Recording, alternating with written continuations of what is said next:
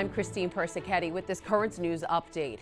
The Pentagon is saying that American service members are among those killed after two explosions rocked Kabul near the airport. Many Afghans are also among the casualties. Despite the carnage, U.S. defense officials say the evacuation procedures are ongoing as the U.S. and other countries attempt to get as many people out of Afghanistan by the end of the month. As of Thursday, an estimated 150 or so Americans were still in line to evacuate, while a reported 250,000 Afghans who qualify for U.S. visas remain in the country. The U.S. Conference of Catholic Bishops is responding to the explosion. The bishops saying, quote, "Let's take a moment to pray for those who have lost their lives at the Kabul airport this morning, including several U.S. citizens. Eternal rest grant unto them, O Lord, and let perpetual light shine upon them. Amen." This attack happening as many Afghans here in the U.S. have been struggling to get in contact with their loved ones. Current News' Emily Druby spoke to one breakfast cart owner in Manhattan who fears for his family's safety. On 32nd and 3rd in Manhattan, there's a breakfast cart. Thank you very much. It belongs to MUHAMMED NASIRI. He's desperate to get his wife out of Afghanistan. I wish, she's coming here. I worry about her too much. From Afghanistan himself, he came to the U.S. in 1987, operating this cart for 20 years. He met his wife while visiting home. Married in 2018, that's when he began the process of bringing her here, but the pandemic extending standard immigration delays even more.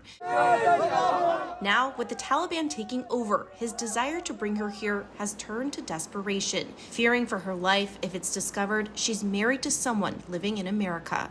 That is why we aren't using her name or her photo.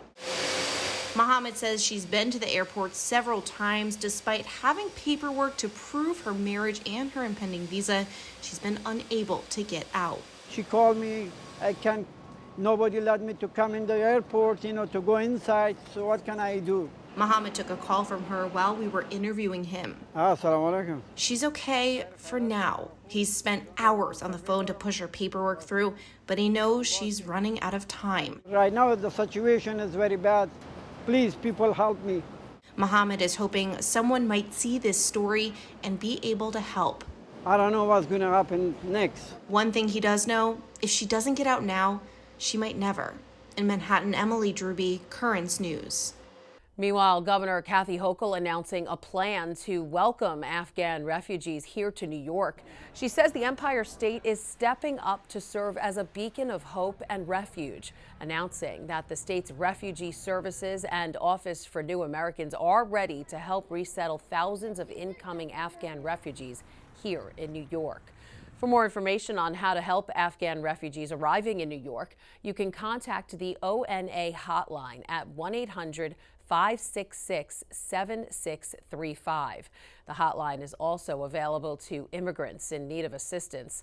The service is strictly confidential.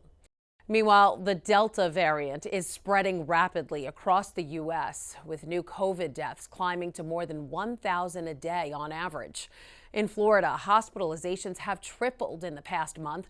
The governor there holding firm to his ban on vaccine mandates, whereas the Archdiocese of Chicago is requiring all church employees and clergy to get vaccinated within the next 6 weeks, only allowing exemptions for medical reasons. Church leaders are speaking out against the Supreme Court's decision to reinstate a Trump-era migration order. Tuesday, the justices declined President Biden's request to suspend the former administration's Remain in Mexico policy. It forces asylum seekers to stay in Mexico while they wait for their immigration court dates. Immigration advocates say shelters in Mexico are already full, and the migrants there are living in unsafe situations. A year-long commemoration is underway for the first native-born American saint, Elizabeth Ann Seton, 200 years after her death. I spoke with the chairwoman of the National Leaders Council for the Shrine of St. Elizabeth Ann Seton in Maryland, none other than Lucy Baines Johnson, President Lyndon B. Johnson's daughter. She says Mother Seton was a woman ahead of her time. She was the founder, really, of the parochial school system in the United States. She was a woman of very great independent stature. You can see my whole interview with Lucy Baines Johnson at currentsny.tv. At the end of his general audience Wednesday, Pope Francis turned his attention to the Paralympics in Tokyo, thanking the athletes for showing the world what courage looks like. Egli infatti manifestano come l'impegno sportivo aiuti a superare difficoltà apparentemente insormontabili.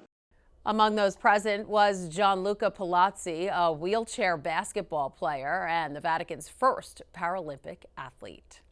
That is this Currents News update. The newscast will be back to its full length this fall when we move to our new studio.